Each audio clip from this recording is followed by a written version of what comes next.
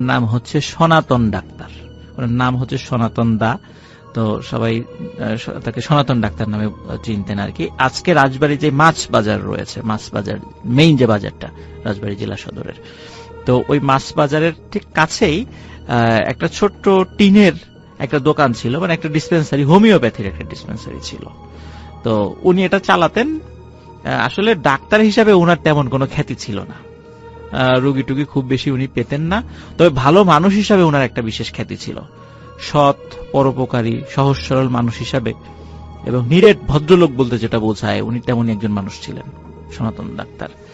তো কিন্তু রুগী ওরকম পেতেন না, ওরকম পরিচিত উনি ছিলেন না। টুকটাক আসতেন, ওনার বাড়ি ছিল রাজবাড়ির কুঠিপাচুরিয়া গ্রামে।